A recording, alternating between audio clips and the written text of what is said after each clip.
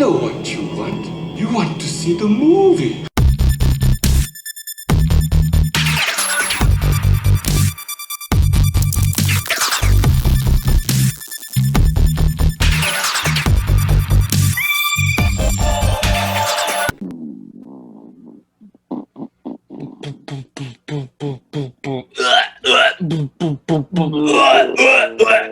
This is my very important and thorough cover of Porno Holocaust. I started audio and all I heard was Porno Holocaust. What's up?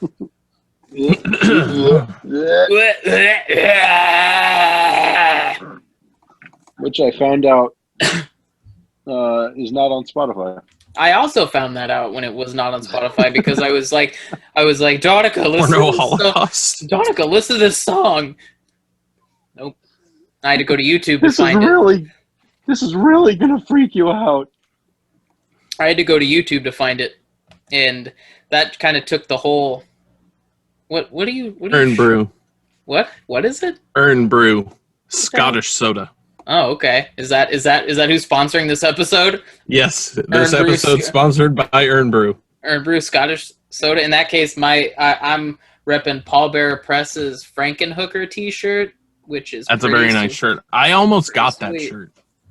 It doesn't beat the original one that Fright Rags did, the original Jeff Zornow one, but this one's good. Brandon, all right, now I guess we're sponsors. We're whores now, guys. Corporate whores. I like it. I can live with that. What do you got? Yeah, I'm fine. Yeah, that's fine. Corporate whores get pools. That's right. And corporate lols get pools. I don't know, guys. You're not repping anything today. You're not. What do you got to pimp out to the two listeners? Oh, there we go. Here's my long box. You could get a long box. Yeah. Hey, you want a box full of comics and a sandal? in a copy of Silent Hill? Silent Hill 2? Yeah, and Shadow of Mordor, which I'm gonna throw it out there, Brandon. You owe me a thank you.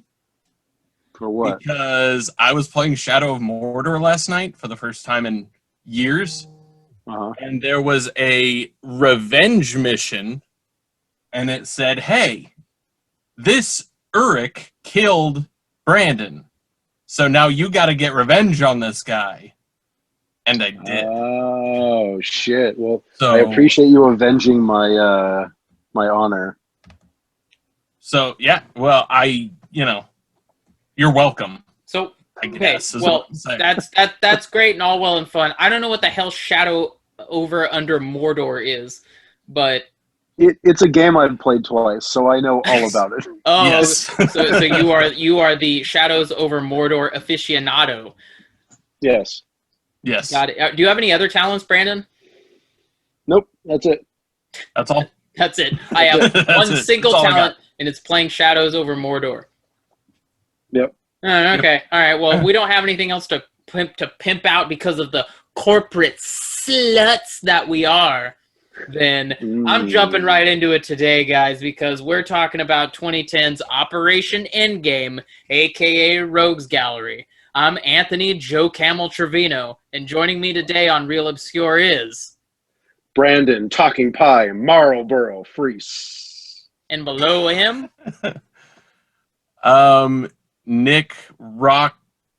I didn't come up with... Dude, you're Nick Virginia Slims Rock! Oh, Nick Virginia Slims! In the group chat. Well, I have a shtick. Yeah, but no, that's good. Nick Virginia Slims. I can live with that. Yeah, okay, great.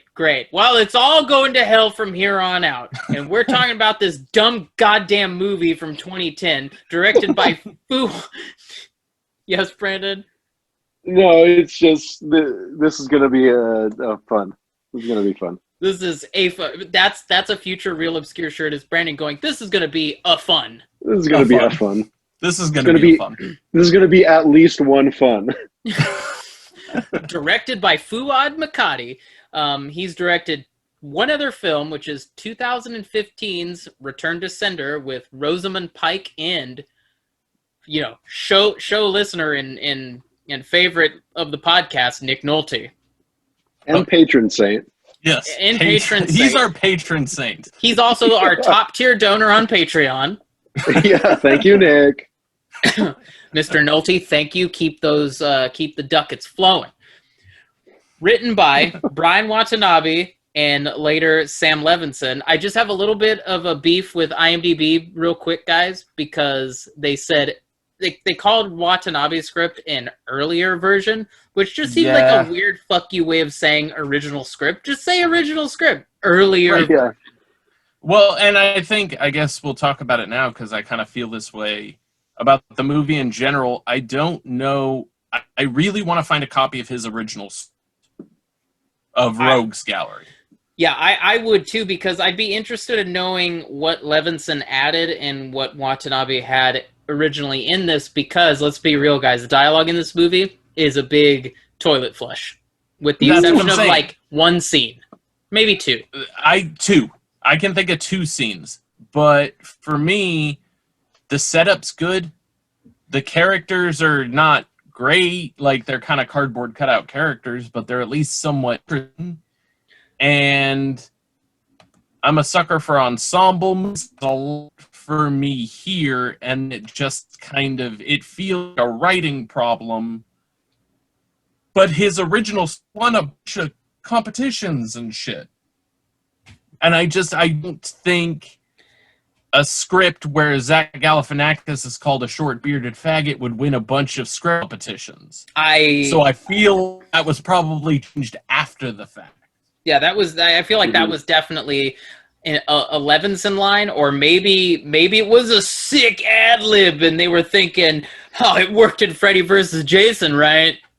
Yes. No, it didn't. Well, it did not. It did not. What Nothing worked in Freddy vs. Jason. Literally everything. Nothing works in that movie. That Jason Mewes stand-in. Come on. No, it's awful. Oh, and then he turns into like what does he turn into? A high caterpillar? The caterpillar smoking the hookah from Alice in Wonderland. That's dumb. Yeah. Do you get it, bro? Freddy vs. Jason is the worst of both franchises. I'm gonna go out on a limb and say that right now. Hard to argue. It's the worst of both franchises, but I never include it in either franchise. Which exactly why it's the worst. Exactly. Yeah. But I also watched an interview with Watanabe. He was talking about the script and how his original script was kind of more of a corporate satire, right? Closer to Mayhem or something like that. Much better movie. Yeah, once the script was purchased, he even said, I don't know if you guys watched that interview, but you can see where he's like, that's when things got a little rocky, was when they bought the script. Because once they buy it, they can do whatever the fuck they want. Well, and that's the thing that I think younger screenwriters or newer screenwriters don't realize is once you sell your script, you have no fucking control over it. They can change it and cast whoever they want. It's theirs. Right. They literally buy it from you. Yeah. Yes. That's the end of your transaction. If they let you on board further than that, count yourself as lucky. Well, I want to point out that I think this is actually the shooting script, because he notes that they'd already done a lot of pre-production and they'd already cast the movie by the time they brought in the second screenwriter. Okay. Which I would like to know why that close to filming they decided, let's have a dude come in here and do a sick rewrite, right? An extreme rewrite. If the majority of the screenplay dialogue was originally how it is in the movie, why are you polishing that turd now? When you do that before production? It would need to with some of this dialogue. Jesus, the dialogue, man. This was made in a time when it was still socially acceptable to say retard a bunch. Too much. It's got to be 15 times in the first 20 minutes. Right. It's crazy. I almost want to believe that Rob Corddry just ad-libbed all his lines, because he's playing the same character that he is in every movie. Now, don't get me wrong. In some movies, it works. I am definitely a fan of that first Hot Tub Time Machine movie. I'll go out and say it right now. I like that movie. I like that movie too. And I'm not. I'll save it for the end. Yeah, I'm not going to say whether I like we have a this movie. surprise section for you, Nick. Oh, great. Anyway, Okay. so this cast is stacked. Ominous. You got Stacked. well, it's pretty stacked. You got It's stacked. Joe man. Anderson. There's no arguing it. Who I didn't know until I saw this. The main guy, Fool. Yeah, but he was in the Horns adaptation. He played Ig's brother. Yeah. Yeah. He was good in that. Odette Yestman, who's now Odette Annablit. I'm not even gonna fucking bother. I'm sorry I ruined your last name. Is it Annabelle? Annabelle, the haunted doll. Oh my God, Annabelle the haunted doll in Operation Endgame. Better movie. Yeah. Throw in a demonic doll or puppet in this movie, and that's an A+. Then you just have Cabin in the Woods. That's true. Yeah. And Rob Corddry's gonna call it a retard the entire time. Yeah. You also retarded demon doll. You also got Adam Scott, Zach Galifianakis, Emily DeRaven, who I haven't seen since we all know Lost. Maggie Q, and my boy Ving Rhames. Ellen Barkin is in this movie. Bob Odenkirk, Rob Corddry, as we already said. Brandon fucking T. Jackson, who I forgot was in a bunch of stuff, and Jeffrey Tambor. This is a great cast. That is, I mean, objectively, that is a great cast. If you told me all these people are in a movie, I'd say, I'll check it out. And theoretically, I would want to like that movie. As we'll come to find out. I think that's a problem I have, where I mistake a good cast for a good movie. Well, it's like a running theme in my life that I'm like, Megan will say a movie is shit, and I'll be like, yeah, but this person's in it. And she goes, that doesn't mean anything. That doesn't mean it's good. It just means that they were there that day. Well, I'll disagree a little bit with that, because I do think that a good actor and a good director can make a good script work. Or a bad script work. And a good actor can give you at least a good performance. But Adam Scott has nothing to do in this movie, and he's great. Yeah. Rewatching it. Go ahead. He's really had a hard time with the movie roles for the most part. Yeah, and I don't know why. Like, he was great in Krampus. Like, he played a good. I mean, he was kind of a standard dad good guy, but he was still good. I'm gonna save my favorite Adam Scott movie for when we get to the other segment at the end. But so let's get into it, because in all honesty, I think we can break this movie down pretty fast. Pretty quick. And especially when I was going over it again today, taking my notes.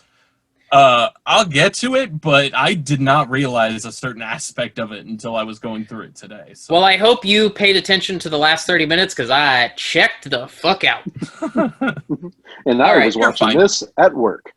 All right, so we open Anchor Bay. We all know who Anchor Bay is. I feel like if you're listening to a podcast about obscure movies, you know who Anchor Bay are.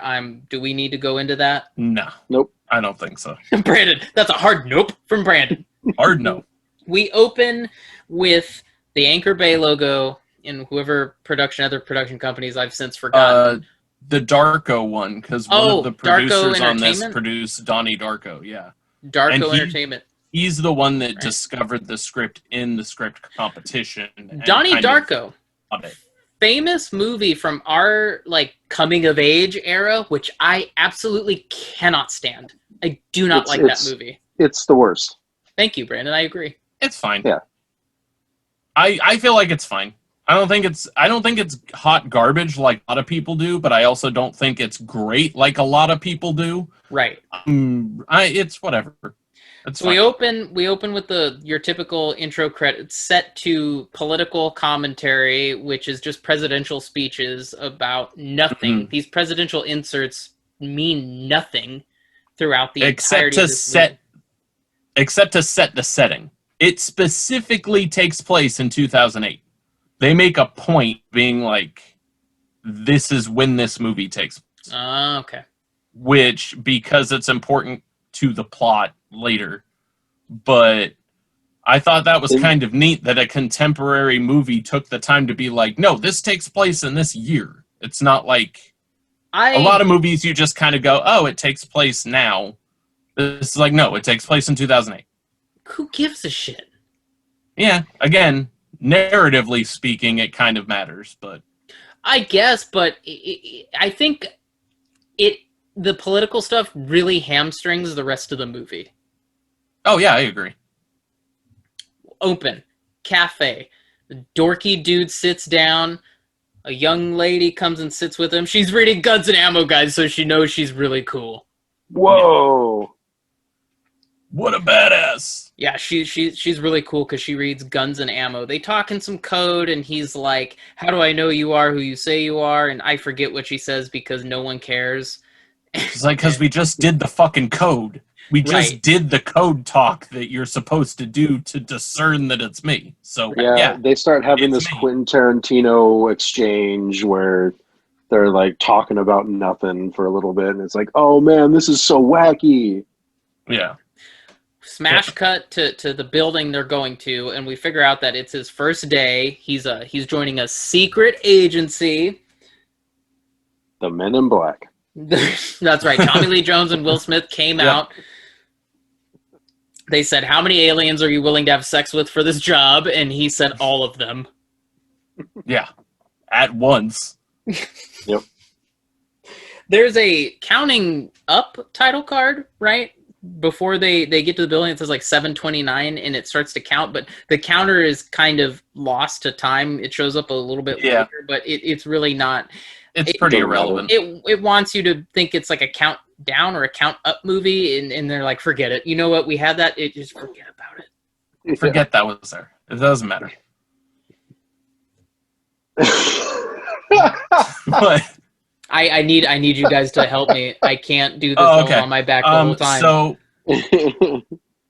So they go to the building. The woman who is GQ and Radcliffe's brother from Horns. That's just what I'm going to call him. I'll call him Fool. They go to the building and they meet Rob Corddry's character, Chariot, because all of the characters are named after tarot cards. Which you would think which I thought was cool. But I thought that was cool. I don't even care if it's hat. I'm all for it. It would be cool. Brandon's not in it, but it would be cool if that actually mattered to most of their skill sets, or if they did anything. If later on, what happens to Adam Scott turned out to be a prank to get them farther along in their plan, that would have been cool and sent to his actual tarot card. But instead, nope, doesn't turn out to be that way. Oh well, I guess not. I guess we'll later find out that Ving Rhames is the only one that really plays his name up. Yeah, that's his whole gimmick. So they go down this elevator, this secret elevator, to the secret base of this place called the Factory. And they get to the door, and it's locked, and they can't get in. And this is when we meet two other characters. I don't remember their names. And one of them's Michael Hitchcock, right? Yeah. I don't remember who it was. I know him, but I don't know his name. They're kind of like the two office guys in Cabin in the Woods. Well, this is something I wanted to touch on because this is actually a literary device that has a name and everything, and I can't fucking remember what it's called. But it's these two Greek chorus. Yes, Greek chorus. Yes, the two guys just good one, Brandon. Ooh, Brandon the two guys just kind of knocked it right out of the park. Watching the action because they had the same kind of thing in Burn After Reading with Simmons and his assistant, and the two guys in Cabin in the Woods, and the two guys in this, and it's just these kind of people that are removed from the situation and just observe. Doesn't Smith kind of do that in Red State too, with the FBI, the two FBI agents? I haven't seen Red State. Oh, you haven't? Okay, well then, and I don't remember, and I don't know. So you meet these two guys. They're like security in a different location, I think, and they're watching Rob Corddry on the camera, and he's doing his best John Malkovich impression. Yes, yeah, he is. Yeah, his character is he's angry and he's drunk all the time, And he's like, I'm gonna fuck your mother and drill a hole in your head and take a shit in it and Brandon was just at work, blown away by the extremeness of this dialogue. Oh. I had to dodge my phone because I would have been sliced by all the edge coming out of it. Yeah, he's like, hang on, I need a Mountain Dew for this movie. Hold on, let me get my skateboard and shades out. Right. And after a bit of this, they wind up unlocking the door and they go inside. And they're walking through the office, and Chariot introduces him to everybody else.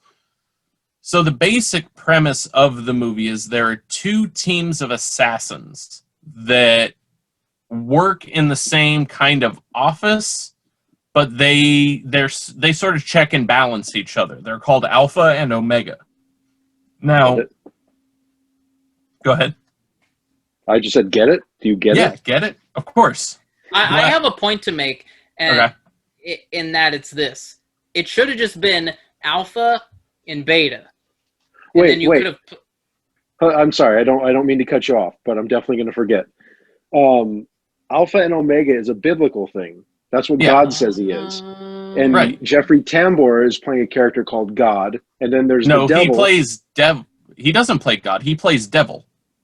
Okay, there is no God. They're all biblical names. So why are these assassins tarot card names? Because, man, Alpha and Omega just sounds hard. Brandon just blew the fucking lid off this script. But Fool sounds great. Yeah. Yeah, Fool has a good ring to it. Only when it's Fool. No, it doesn't. Only when it's People Under the Stairs, baby. Second Ving Rhames movie to have a character named Fool. Thanks, IMDb trivia page. That is an IMDb trivia note. Yeah, I read the same one. I know you did. So there's the two teams, Alpha and Omega, and it's pretty obvious that Alpha are like the Republican team, and Omega is the Democrat team. Because it's all political they're real intrigue. Underdogs. Yeah. Omega's color is blue, Alpha's color is red. It's like, it's a little on the nose, but okay. Yeah, you get it? Get it? Get it? Get it? You get it, but don't get it too much because it's actually not consistent. Yeah. Right. Well, they're supposed to have even teams, but Omega is vastly understaffed compared to Alpha. Alpha has like 2 more members or something. They're supposed to have 6 each.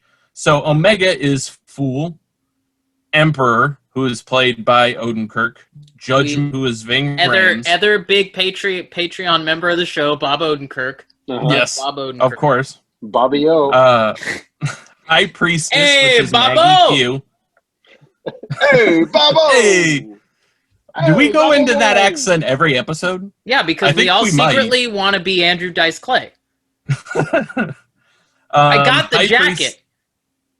High Priestess is Maggie Q, and Chariot is Rob Corddry. Now, Alpha is Empress, who is Ellen Barkin, Magician, who is Adam Scott, Tower, who's Brandon T. Jackson, Elephant, which is Emily DeRavin, and Hermit, who is Zach Galifianakis. Then there's the kind of overseer of both teams, who is Jeffrey Tambor, who is called Devil. So they come in, and he kind of introduces everybody and gives them a quick little zippy, hey, this is this guy, and that's his gimmick. And these are their stats. Yeah, like literally throw up a stat page like a fucking card. Yeah, it's a meet the team scene. Yeah. Meet the team scene, and you forget what they all do because who cares? Because some of them really actually play it up pretty well, and then others don't have a whole lot to work with, which is strange. Like Emily DeRavin has a lot to work with, and she does a great job with what little I have something to say about her later when we get to the scene. Did I just hear Anthony say she did a good job? I thought she did a good job. Emily DeRavin? I thought she was fine. She's Baby from House of a Thousand Corpses. What are you fucking No, guys since about? We're gonna do this right now. What are you guys talking about? Gonna do this right now. She is Reese Witherspoon from Freeway. No, she has the laugh. She has an exact line when she kills Ving Rhames. She goes, "Have you accepted Jesus Christ as your Lord and Savior?" She does the whole speech from Freeway. Just because a line matches doesn't mean everything else doesn't match Baby. Okay, so she's Baby and Reese Witherspoon. Anthony's raising his hand, yes? I disagree with both of you. I think she's just a crazy right-winger. Well, that's what she's supposed to be, but she's also Baby. Oh my God, is Baby she's also a right-wing Reese Witherspoon from nutbag? Freeway. Is House of a Thousand Corpses a secret right-wing film done by Rob Zombie? Yes. Whoa. Deep.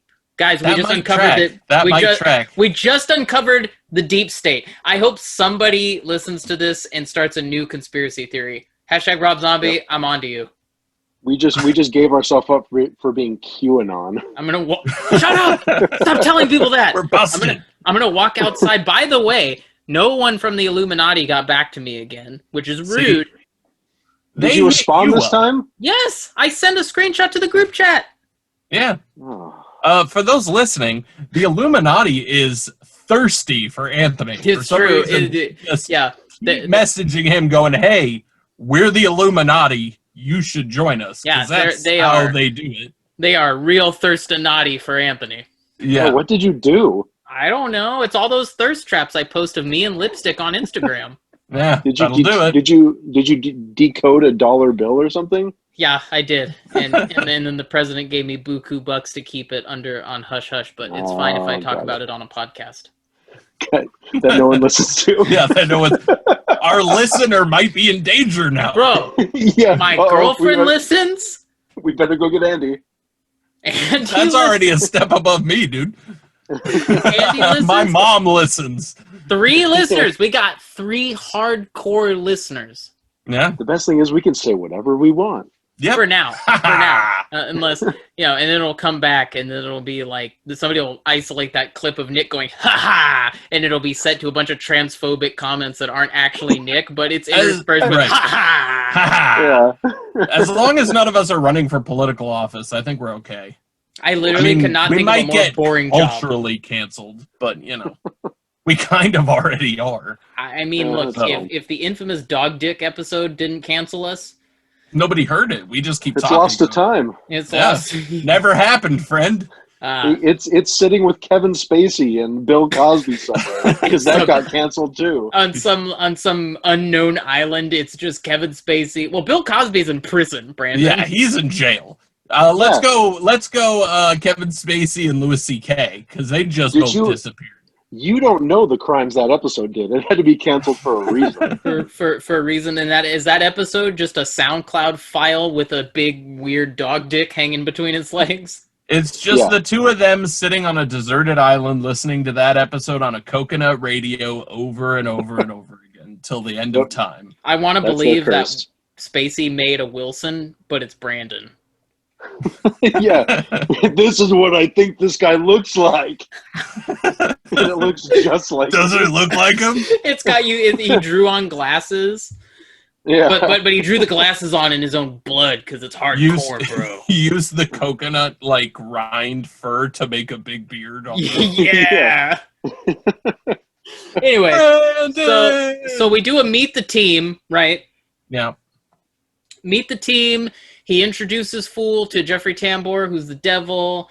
Empress is in there with him. There's some of Brandon's favorite dialogue. Hey, Brandon, how was Empress going to show Fool around? By the walls of your vagina. Not Rob Corddry's voice, but all right. Whatever, who cares? Ving Rhames is in this. I'm going to do a Ving Rhames voice for everyone. For everyone. They have some back and forth. No, literally, I couldn't tell you what they talk about. In this yeah, they just kind of talk about Fool joining the team. Then Temperance comes in, who is another Alpha member I forgot to mention. She's played by Odette Yusman. And there's a little thing between her and Fool, like, oh, they know each other. They have a history. Turns out they dated. Moving on. Yeah, moving on. We know who's gonna make it to the end. Oh, yeah, right. It's a real. It's real. Telegraphing it. Yeah, and so Jeffrey Tambor's acting kind of weird which we don't as an audience know because we have no frame of reference. But the Greek chorus that are watching, they're both like, Devil's acting off. Like something's up with him. And then he pulls out his gun and aims it at, I think, Fool at one point, and they're like, He what the fuck he puts is it happening? to his head first. Yeah. He puts it to his head, and then he aims it at Fool. Yeah, and it's meant to be this kind of, like, I don't know, do you guys think it was just a moment of like, ooh, it's deep and foreshadowing, and you got to be crazy to work in this office? Yeah. I think it had, again, to do with the story of what you find out at the end, and the, like, pressure getting to him over that. In fact, we can just kind of address that now. The Greek chorus, the only thing that they have involved with the story is they've been hearing Devil having phone sex with some Russian woman. And they keep referencing it throughout the whole movie, and it kind of ties in at the end. It's Chekhov's Russian sex line. Yes. Yeah. And it kind of ties in at the end. But that's, I think, part of why Devil was acting weird was because of how that pays off and him being stressed about that. Then Real they quick, all guys. kind of... Real quick, I don't mean to cut you off, Nick. Am I the only one that thought Ellen Barkin looked like Cameron Diaz? Yeah. Yeah, I can see that. I could see it. Okay, I just could see checking. it. Same haircut. So they all leave the office, and there's a meeting, and they talk about how they don't know where Hermit is, and that's when they kind of Start building a mystery about that character. Yeah, he's just kind of weird and doesn't play well with others. He's the lone wolf, baby. And there's a line where Rob Corddry's talking about how he used to do assassinations until he got diabetes, and that he was a good agent, poor bastard, and all this stuff. And Fool goes, oh, it sounds like he's the only one you respect. And Rob Corddry goes, no, he just fucking scares me. And they kind of try to build up his creepy angle. Kinda, but not really. They could have, I think that it would have benefited from fleshing that out a little more, making him a little scarier. I'll save it to the end, my opinion about those two. But so they go to their board meeting. We get a couple more moments of, oh, well, you know, Tower's a black Republican and Hierophant was actually made in like the lab of a giant mega church, you know, stat card stuff. Mm-hmm. And they're supposed to have their staff meeting, which everybody's kind of sitting around waiting for. Hermit doesn't show up. Jeffrey Tambor doesn't show up, and they go looking for him and find out that he's dead. So, hey, guys, the movie started. Yeah. This is kind of the inciting incident. Death's killed in his office, pushes the button. Which starts Project Endgame, which is what Operation exactly? Endgame. Oh, sorry, sorry. That's the name of the movie. No, Operation Endgame is basically like a failsafe where after a certain amount of time, the entire office is just going to be fucking nailed. Like, burn it to the ground, no evidence sort of thing. Everybody's going to die. And they're all locked in there. They can't get out.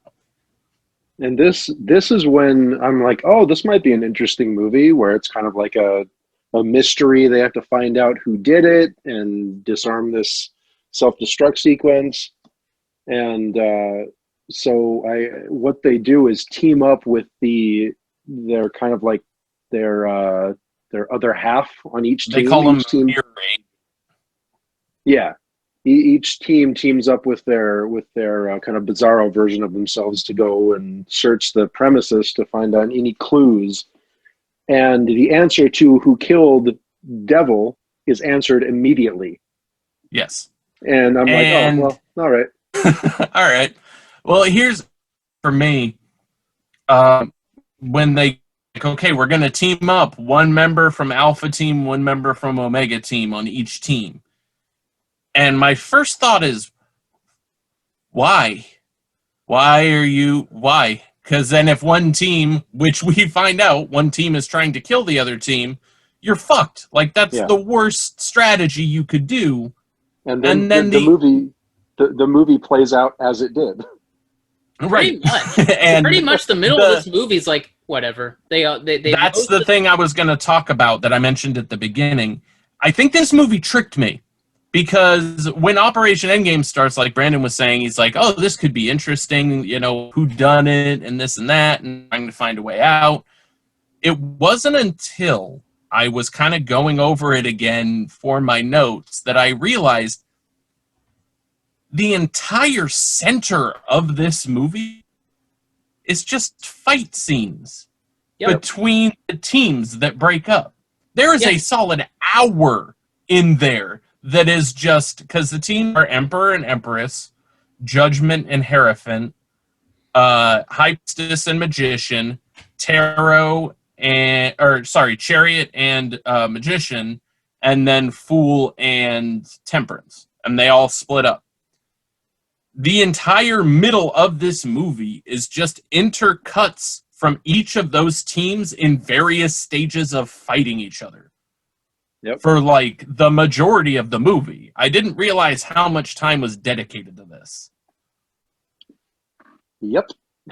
And that's why my first message after sending this or after watching this movie to you guys was, what are we going to talk about? Because there's not much here. Yeah. Because if we skip all the fighting, you know, Bob Odenkirk dies. Pretty much everyone from each team dies. Yeah. And then so the fights break down and Empress kills Emperor. Judgment is killed by Hierophant. I think the only scene, or it's Tower kills High Priestess, and then there's the scene with Chariot and Magician. This, I think, is one of the most redemptive scenes in the movie. Like, this scene almost like justifies this movie's existence. Whoa, I don't know about that. Maybe not that hard, but the two of them are so good. And Adam Scott sort of, because he says to Chariot, like, what happened to you? Like, you used to be the fucking shit, man. Like, you were my hero. And I think that scene played out really well. Like, if you could just snip that little bit out, that's a great scene. And I think they both played it really well. I think that scene would have been a lot better if all the other scenes in the middle of this movie weren't exactly the same. Yeah. And I think that it's unfortunate that there's some decent scenes and interactions between the characters in the last half of the movie, but it spends all this time building the team and this kind of you're sitting with characters that aren't nearly as interesting as the rest of them. Right. I feel like Temperance and Fool are boring stock characters. It's good guy, other good guy. They're gonna survive this, and they're gonna, you know, because they had a previous history and blah blah blah. Well, and of course, their whole center scene when everybody else is fighting is they're getting busy in Devil's office. Which is like fucking okay, like I guess, right? But it there's not a whole lot in this whole center. It like I didn't realize how much it just jumps from one fight to another to another to another for a long time. It pretty much does that up until the point where Chariot and Fool figure out kind of how to disarm the bomb. Temperance ends up fighting with Hermit, who's been kind of wandering around. While everybody's having their own set-piece fight scenes, Hermit's just kind of wandering around in the background, and he ends up... And actually a scene that I really like, I think Zach Galifianakis is criminally underrated in this particular role. Like, he did a good job. He does a really cool job being a fucking weirdo, and they don't utilize it nearly as much as they should. But also, I was a little confused because Hermit is on Alpha Team. But then there's a scene where Empress and Magician, because they're...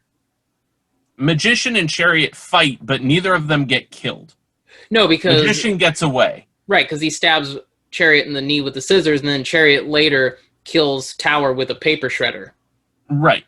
So they split... apart, and then Empress meets up with Magician, and they're like at this air vent, and there's like bloody footprints leading in there, and they're like, oh, it's Hermit. And Empress is like, go in there and find him.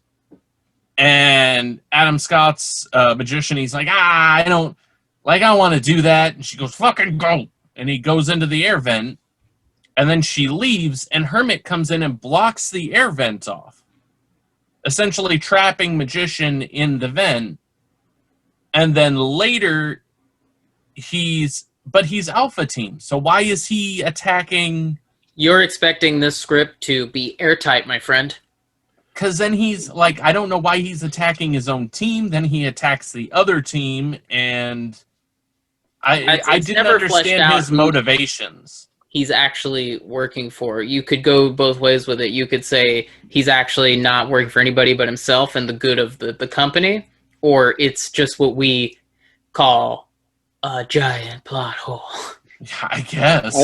And they spend a good amount of time talking about how scary and how dangerous he is, and we're never shown why that is, other than he's just kind of a weirdo. And I think that would be fine if it paid off at some point. The closest payoff you get is, I guess it's jumping ahead a little bit, maybe not, but Temperance and Fool and Chariot wind up together. And they're kind of the last stand team. And you find out that Fool was previously hired by the factory as a third-party person for a job that was done that got Chariot's partner killed. And they start fighting. And then Hermit throws a pair of scissors straight into Rob Corddry's eye and fucking kills him instantly. That's the closest payoff you get to Hermit being dangerous in any way at all. Right. But that, I mean, my problem with that is that isn't crazier than anything else we've seen anyone else do in the movie. Right. So it's not really showing why Rob Corddry, who grinded some dude's face up with a paper shredder, is afraid of this guy. Yeah. A Zach Galifianakis in a full little like biohazard bodysuit with the hood off. Right. It doesn't build up to that experience at all. And I think that was a missed opportunity, because I think, like you said, Zach Galifianakis did a really good job with what he was given. But I love his dialogue. Shit to do. I love his dialogue in his scene when he's fighting Temperance, and he's like, "Can we just talk about this later? I don't want to do this. I don't like people. I don't do good with people. I hate this. Can we just let's just fight? Why do we have to talk?" Yeah, I like that scene. Yeah, but that's it. There's a few scenes where you're thinking, why didn't they play this up more? Then they never go back to it. It's such a missed opportunity. That would have been super interesting if they played more into that. Like, he doesn't want to be doing this, but he's really good at it, and he kind of has to. That's like all he can do. Yeah. Yeah. We should just have this whole episode, since we're already almost done, and I don't even think we're fucking an hour into it.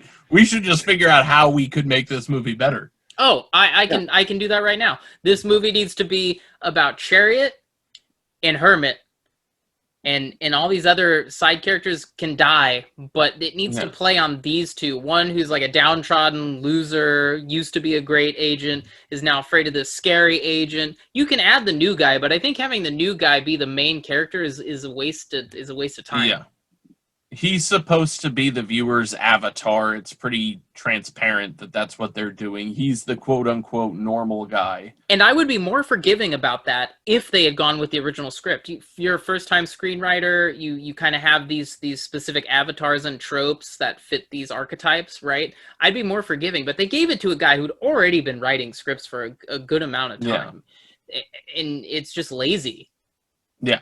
It's very lazy. I don't think there's any arguing that. We did glaze over one of the only other... There are two or three scenes that I would call like redemptive scenes that make the movie, that you get something from. And one of them was the Adam Scott, Rob Corddry conversation. And then there's one when they're in Devil's office trying to figure out how to disarm the bomb, and Fool is cracking into his safe, and Rob Corddry kind of gives a little speech. about, like, how am I supposed to fucking people after this? And I thought that was a really good scene with him. Like, he played that really well. Yeah. A nice little monologue there for him to give. Yeah, kind of a peek behind his kind of like sarcastic tough guy veneer. And when like he keeps talking and talking, he kind of whips himself up as he almost starts crying, and then he takes a deep breath, then he exhales, and he says, "I'm back." And you see his face reset. You see him kind of like stuff it down. Yeah, I thought that was really interesting. Yeah, we're all in agreement on that scene. It's Rob Corddry almost acting. Yeah. And then there was in the scene with Magician when he's he's like, what happened to you, this and that. Rob Corddry cracks a joke, and Magician goes, so is just everything like a joke to you? Is that it? Like, does that make you feel better? And Chariot goes, nah. Like, no. And for some reason, just that little moment was like, it gave you something from him. Like, he was a loudmouth fucking fuck you retard, I'll kill your mother person. But then you see these little glimpses behind that of what he is. And I thought that his character was probably the deepest and the most fleshed out. I'd agree with that. And again, him, Hermit, and Magician, you've got three great actors who can really bring those emotions and moments, but they don't do anything. This is the new metal of movies. It's like, here's a thing. It sounds like all these other things. There's probably a cool riff or two here. Oh, that was a pretty cool breakdown. Or, oh, I like that moment and or that melody. But as a whole, it's like fucking Wonder Bread. Yeah. Like, here's a really cool idea. That's the best you're going to get from us, is this central idea. But it's kind of a movie. Neat. It's kind of a movie on demo mode. Yes. Yeah. Yeah. I agree with that. So Nick, take us home with the rest of this 2% milk of a movie. Okay, so Corddry's killed by Hermit. And then that leaves Hermit, Fool, Temperance, and Empress. Because, in the scene where Rob Corddry's talking about how am I going to people after this, he hears something in the vents, and he basically makes like he sprays like something up in the vent, like an aerosol can, and just lights Adam Scott on fucking fire. And that was pretty brutal. So he died. Screaming. Yeah, and you keep hearing like thump, thump, thump through the vents, and then he just falls through in the middle of the office. So that leaves the four of them, and they have found where the secret door to an elevator is. Who gives a shit? He finds it, I think, in Devil's office. It's behind the water cooler, because fucking, yeah. And get it? Because it's an office. So he runs off, and Temperance and Hermit are fighting. This is that scene Anthony was talking about where Hermit's kind of like, I don't like talking, I don't like people, like, I have bad social skills, my IBS is acting up, it's going to look bad in this jumpsuit. That got a legitimate laugh out of me. I will say that line got a legit laugh out of me. And then they start fighting, and I don't remember if it's when she gets the upper hand or not, but out of nowhere, Temperance calls him a short-bearded faggot. Yep. Yeah, and when that happened, I was like, man. That is like somebody just dropping a deuce in the kiddie pool. That is hard record scratch for me at my house. I went, what? Come on. It's one of those things. I don't think any word should be off the table for use in movies or art or whatever. Sure, but it has to work. There has to be a reason. Yeah. She's supposed to be the good guy. Yep. Yeah. Like, if you have a bad guy saying that while he's, like, beating the shit out of somebody, like, okay, he's the bad guy. He's a dick. He's supposed to be a dick. He'll say dick things. She's the hero. And she's calling him a faggot right before she kills him. Let me tune you in to a little movie you might have forgotten about called Freddy vs. Jason. Yes. Where the hero says the exact same thing to Freddy, and I'm sure at the time in early high school I was probably like, "Oh shit, she called it bird. Big Burn." Rewatching it now as an adult, you're like, that doesn't track at all. No. Mm-mm. No. It's such a speed bump in that movie full of speed bumps. Oh, it's a hard break. It's a hard break where your tires screech. Well, that's kind of a thing worth saying. That was a speed bump in a movie full of speed bumps. This was a speed bump in a movie with nothing. So you're just coasting along through the whole thing, and then you hit this giant F-bomb speed bump, and it's like, wait a minute. You just hit a where the fuck did that come from? You're driving around in an endless parking lot, and then you hit this sick ramp, and you're like, whoa, what the fuck? Whoa, wait a minute. That was unexpected and uncalled for. Yeah. Who put this half pipe here for my car? I don't like that that's there. Yeah, no, that shouldn't be there. That did not land. It sucks. That Sam Levinson, if you ever listen to this, I'm going to assume that it was you that did it. I'm going to assume that too. You need to check yourself, sir. Well, because, I mean, even, like, Rob Corddry's use of retard isn't great, obviously, but his character's an asshole. And assholes will sometimes say that shit. So that kind of makes sense in context. In context for his character, it makes sense to an extent. Yes. Right. Like, that I could almost accept, because it's like, okay, he's an asshole, and fucking asshole's gonna asshole. But then you have the hero saying that other thing at the end, it's like, no. But even with Rob Corddry, we're not supposed to hate him. He isn't a bad guy. Right. And there's other words that can get that point across just as well. Yeah. Well, and there's another thing that they mentioned, the Greek chorus, who we'll get back to in a moment. They mentioned that everybody in the factory, in their application or audition or whatever, they have to kill a puppy. That's like one of the things they have to do is kill a puppy. And then it's like, so everybody in this movie has killed a puppy. Has killed a puppy. Right. So I don't see how you can like any of them. They're supposed to be extreme, Nick. If that's the movie you're making, though, where there is no good guy and everybody sucks, okay. But you're trying to get us to root for Chariot, Fool, and Temperance. I'm like, but I know you guys killed puppies. And you're dropping retards and faggots around. It's like, how am I supposed to root for you guys? Yeah. You can't. And honestly, a better movie ends with them all blowing up, and then it could really tie back into that bullshit shoehorned in political stance where you're thinking all these government agencies and all these government people are just garbage. It kind of does. It kind of does. Because what we find out is we go back to the Greek chorus, and they've been talking about the sex tape thing, and their supervisor, who we haven't even mentioned yet, Susan, she's great too. She's in a bunch of stuff. She was in Donnie Darko with the I Question Your Dedication to Sparkle Motion. She's been in a bunch of stuff, and I like her. You find out that she's the one that the devil's been having phone sex with, and she kills the two guys.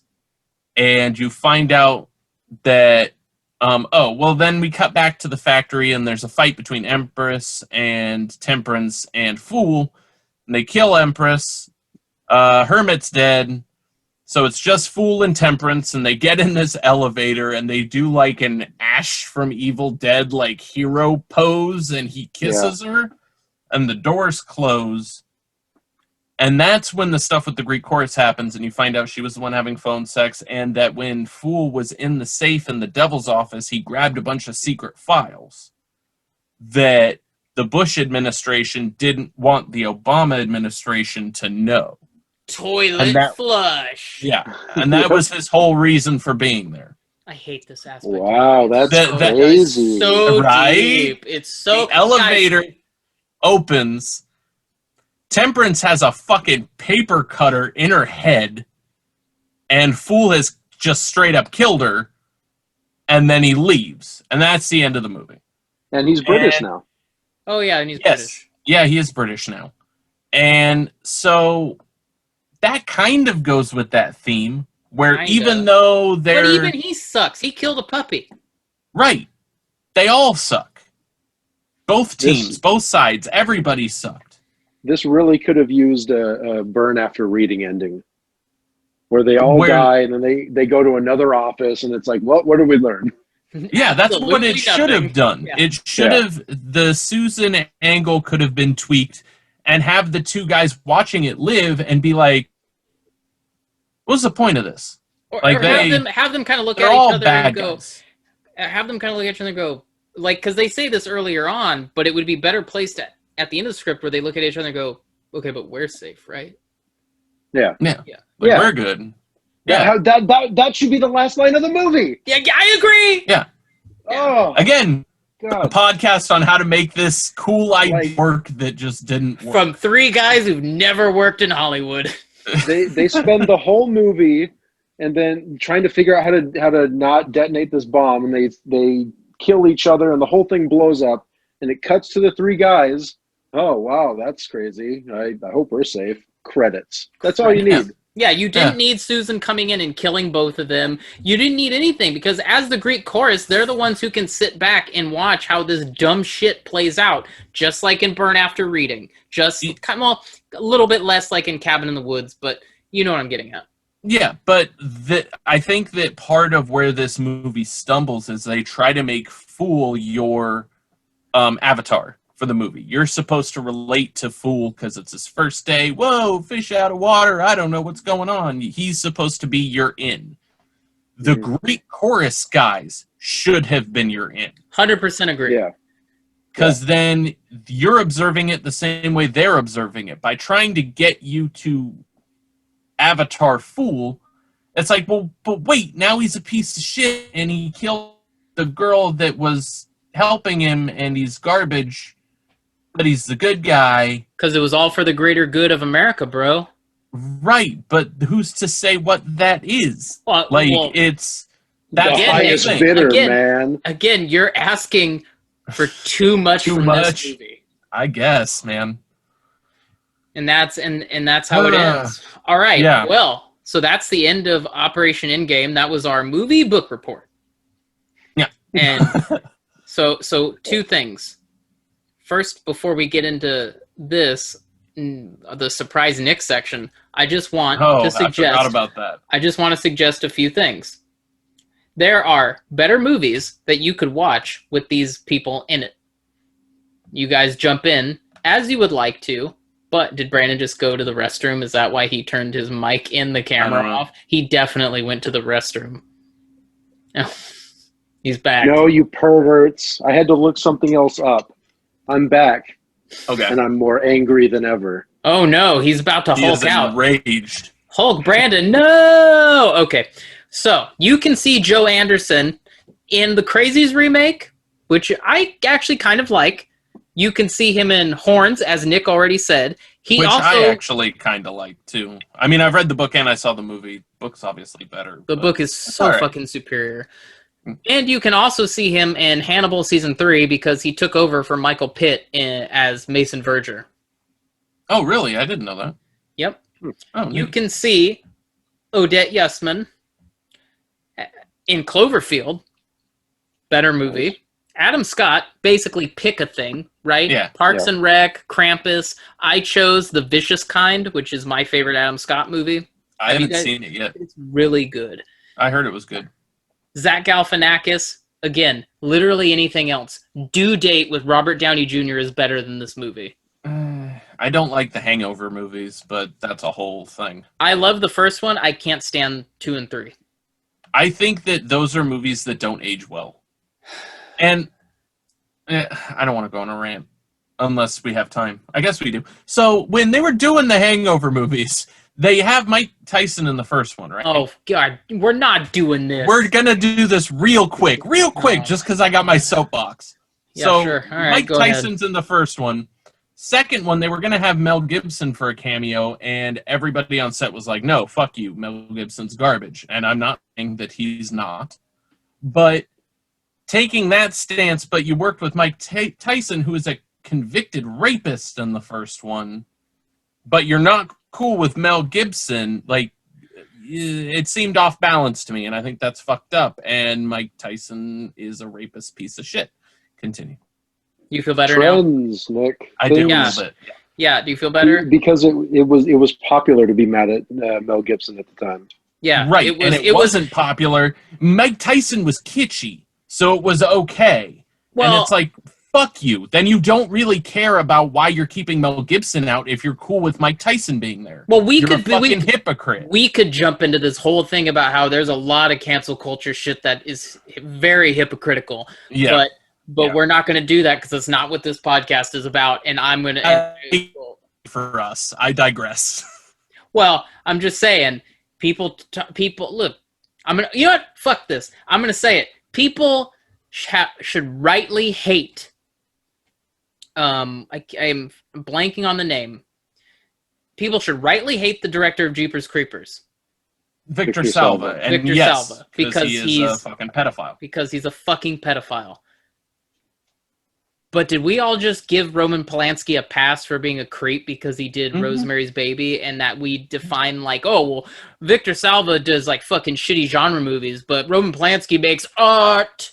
So, yeah, and there was a whole thing a few years back, maybe it was more than a few years now because I'm older and I lose track of time, where a bunch of actors like, petitioning to let Roman Polanski back.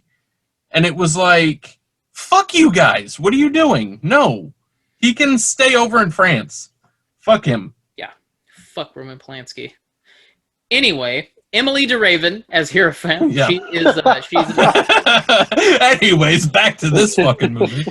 She's in Lost. Probably the most popular thing she was in was Lost. She's also in the Hills Have Eyes remake, which I still think is a great movie. Yeah, it's Maggie Q. Go ahead. No, I was just gonna say she was also in Once Upon a Time on ABC, which was that kind of fantasy. Fairy tale show that was actually pretty good. It was made by a lot of the people that worked on Lost, so you get a lot of recurring actors on there too. So, all right, that's worth your time checking out. Maggie Q was also in Mission Impossible 3. She's also in the Divergent series. I haven't watched it, so I don't know anything about it. Ving Rhames, you again pick a movie. I'm going with People Under the Stairs. Brandon, what Ving Rhames movie would you recommend over this? Pulp Fiction. Nick? Con Air. Nice. A standing ovation for all three of us. Yeah. Ellen Barkin. Good for us. Just watch The Fan. She's in The Fan with Wesley Snipes. Yeah. Bob Odenkirk. Again, literally pick a thing. I'm going to go with a little-known Bob Odenkirk film called Girlfriend's Day that I watched a couple years ago, and I thought it was kind of this interesting little kind of dark comedy crime film. Brandon, what Bob Odenkirk jam would you like to recommend? Nebraska. Nick? Oh, all right. It's not a movie, but I mean, Mr. Show. I fucking love Mr. Show. Mr. Show is fantastic. Rob Corddry, I'm going Pain and Gain because I think that is probably one of the only decent Michael Bay movies, and actually Pain and Gain was very surprising to me. Yeah, I actually really like that movie too. As do I. I was kind of surprised how good it was. Brandon, do you have a Rob Corddry movie you'd like to recommend over this one? It's already been brought up, but Hot Tub Time Machine's a lot of fun. Mm-hmm. Nick? Again, I'm probably not going movies, but recently watched, I had never seen it before, Children's Hospital. And I'd never seen it before. It's pretty funny. And he's fucking hilarious. It's pretty funny. That's a really funny show, so that's my vote. Brandon T. Jackson, I'm going to recommend Tropic Thunder. Do you guys have any? I don't know him from anything else. Yeah, sadly, neither do I. Yeah, Tropic Thunder. But he's good as Al Pacino. Yeah, he's great. I hear some people saying that movie doesn't hold up, but I have to sit down and watch it for myself. I watched it not that long ago. I think it's great. I think that is an example of cancel culture going against itself. Because Tropic Thunder is a satire that is making fun of that shit.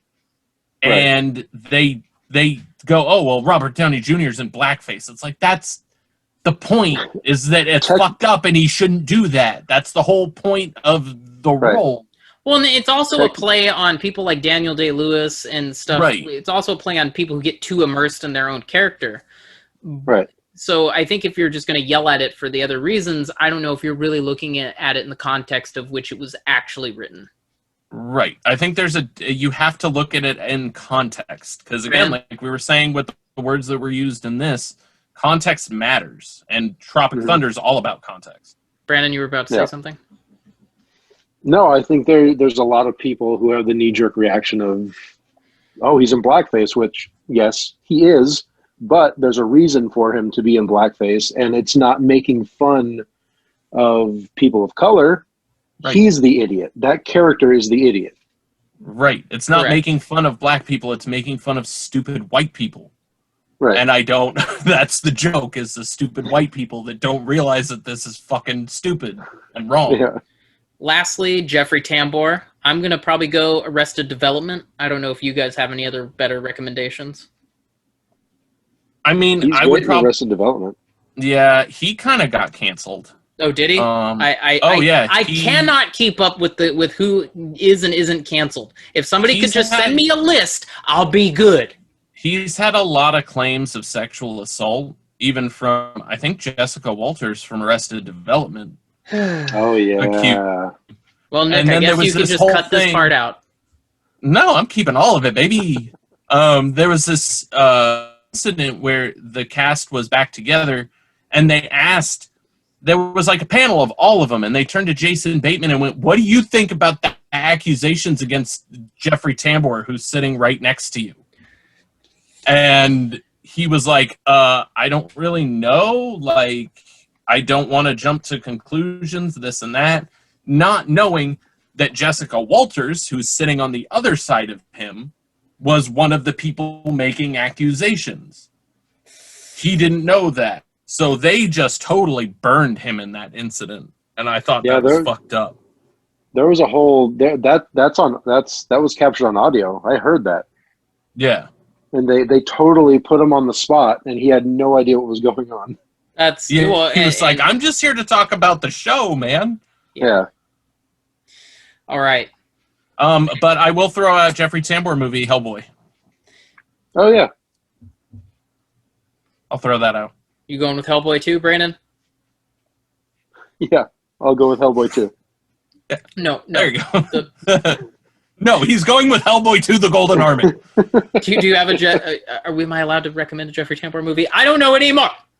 I'll recommend a Jeffrey Combs movie. Hey, everyone, watch The Frighteners. Yeah! Fun fact, speaking of movies I haven't seen in a while, I rewatched Mars Attacks the other day. The movie's still pretty fun. Yeah, it is. I watched that again recently. I like that movie. I forgot Jack Nicholson double dipped in the roles. Oh, he did. Doesn't he play 3 characters? I thought he only played 2. I do think there's another really small character he plays. That's awesome. I'd have to check. So, Nick. No, it's fun. Explain yourself of why Brandon and I had to watch this fucking movie. Is this the surprise segment? Yes, it is. Explain yourself. Because I did it with this. I did it at the end. Like, I keep throwing out these, like, semi-prime movies that you guys just do not fucking dig on any level. I recommended it because when it first came out and I saw it, I remembered liking it. And I watched it recently. And I still kind of... but again, I think that it's an instance of me mistaking a fun cast with fun performances for a good movie. Because I think on a narrative level, it is not a movie. It's not... It's a solid third to like almost half of this movie is just fight scenes that are cut together. Mm-hmm. And I didn't realize that till today. I also wanted to talk about it because, and I guess we can have this discussion now, there are a lot of elements of the movie that should work. It's got a good cast. It has a unique, kind of neat concept. I mean, it was shot well enough. The choreography is really good for the fights. Like, everything in this movie should be in the win column, and it's not. So why do you guys think that is? The script. Like, what? The script? Like, Yep. just on a base level? I think it's the script. we're not really given a reason to care for anyone. Everyone is just kind of, they're either a caricature of a crazy killer or it's like a bland hero. And it's just, and the dialogue is just so bad. The dialogue is terrible. It's right before I already forget her name, but that lady kills Zach Galifianakis. She has a little lipstick gun, a gun that's concealed in a thing that looks like lipstick. And she takes it out, and he starts going, "Oh, you're gonna put on lipstick? What color is it?" And she looks at him and she's like, "Whatever the color of a bullet going through your dick," and shoots him. And it's like, oh, that sucks. I remember when I rewatched it recently, the other line she says in that scene, and then the lipstick scene, both made me go like, what? Like, what? Yeah. What is this? Why did you say that? That wasn't even like a clever line. Yeah. Give that line a polish, because there's a joke there somewhere that would work. I don't know what. But not that. That's not a joke. That's not anything. It's Halle Berry's Storm saying, "You know what happens to a frog when it's struck by lightning?" Yes. Everything. Same thing as everything else. Yeah, it's like, okay, Great. why say that? Excellent. Why even bother saying anything? That was a nothing piece of dialogue for me. I'm in agreement with Brandon. The script is bad, and I don't know if that's Levinson's fault or Watanabe's fault, because that was my follow-up question. Because I don't know. Well, I know that some of the stuff is Levinson's fault, because changing it from a straightforward office satire to this political BS kind of like B plot, who cares? I could not give less of a shit about that plot line. And all the political speeches that are kind of peppered in throughout here and there is just distracting from what's going on in the movie. It's a movie, it's a script that thinks it's way smarter than it actually is. Yeah. At least the script they shot is. This is a movie that needed to be very, very small in scope, but it wanted to be very large. It's like when a little kid puts on their parents' clothes. That's what this movie feels like. Okay.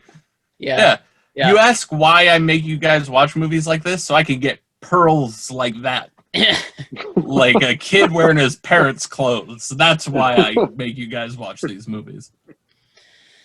But I do think it's maybe not important. That sounds kind of pompous, but it's good to look at movies that aren't good, or movies that should be good that aren't. You can learn a lot from from try to figure it out. You can learn a lot from a poorly made movie.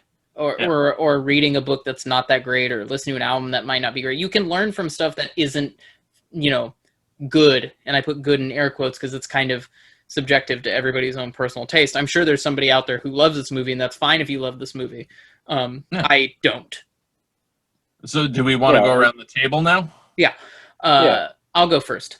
I would not recommend this movie. There are better movies you could watch. If you want to watch a cool movie with people trapped in a building, watch Dread or The Raid. Brandon? Yeah. Although I didn't hate this movie, it was just kind of a boring shrug. I probably wouldn't recommend it, because there's other movies that do the same thing a lot better. Nick? Watch Cabin in the Woods. Yep, yeah. I'll second that. Yeah, I'll third that. I mean, I kind of have a soft spot for this movie, even though it's not good. And I would recommend watching it once. I mean, there's some fun performances in it from cool actors. I like everybody in this movie, and there's some fun stuff in there, like the Galifianakis stuff, the Cortree stuff. I wish Odenkirk had a little bit more to do. But I think that there's redeemable qualities, even if it's just kind of a fun grab bag of different actors doing terrible dialogue. So I don't think there's any harm in seeing it once, but it's not a movie that you're gonna buy and watch fucking 500 times like I have with Demon Knight or something. Like you said, it's a dollar bin movie. It's if this movie was on Blu-ray in the $5 bin at work, I'd buy it. But I mean, I don't think it's anything particularly special. And the only thing I think is kind of special about it is it could have been. I think this is a good movie that's an example of what could have been or should have been. Mm-hmm. Mm-hmm. All right, so that around the board is kind of a 2 no recommends, 1 soft shrug of a recommend. Yeah, it's the overall consensus for this movie seems to be meh. Meh. Yeah, it's meh. It's a meh movie. Meh. Like, I didn't want to fucking gouge my eyes out watching it, but I also, like, it's nothing special. It lost me with 20 minutes left. I just got on my phone. It lost me. So, with that said, you could do better than Operation Endgame. All right, you guys. This is very exciting for me, I'm glad we started with such an extreme movie because it's getting us real prepped and primed we're doing something a little special for the month of October. We're getting real fucking extreme. We gonna get extreme. We are going to watch some gnarly movies for the month of October because we just decided we'd up our game a bit, and I know Brandon's been pretty excited to watch some of these. So, Brandon, what's the next movie we're watching, Daddy? We are starting off with a real fucking doozy. We're doing Men Behind the Sun. Oh God. Yeah. Woo! So I'm still 50-50 on if I'm actually going to watch it. I will be here for the recording, but I am about 50-50. Oh, but I got to record audio clips for the fucking editing. So grab your vomit bags. Right. We are going to the movies. And we're going to really get into the nitty-gritty of what we wanted to do with this podcast, I feel like, at least for 2 of us. And we're going to just watch Nick make the saddest faces we can. Yay! I can't wait. I just think it's funny that you're always ragging on the Edge and the Edgelord and so much Edge, but now like that's what we're doing. Like you're specifically choosing Edge movies. Yeah. Because they're more fun to talk about, and because they have interesting stories behind them. I know Brandon and I have discussed this too. We want to talk about these movies because they have interesting stories behind them. Yeah. They are gnarly and extreme, and we got a whole boatload of them planned for the month of October. So, Woo. Yeah. All right. Yeah. Let's cap this milquetoast movie off. I've been Anthony Trevino. I'm Anthony. Jesus. I'm Brandon Marlborough, Talking Pie Freeze. And I'm Nick, Virginia Slims Rock. And we'll see you later if we don't all collectively commit suicide after watching Men Behind the Sun. Yay. Good night. Good night.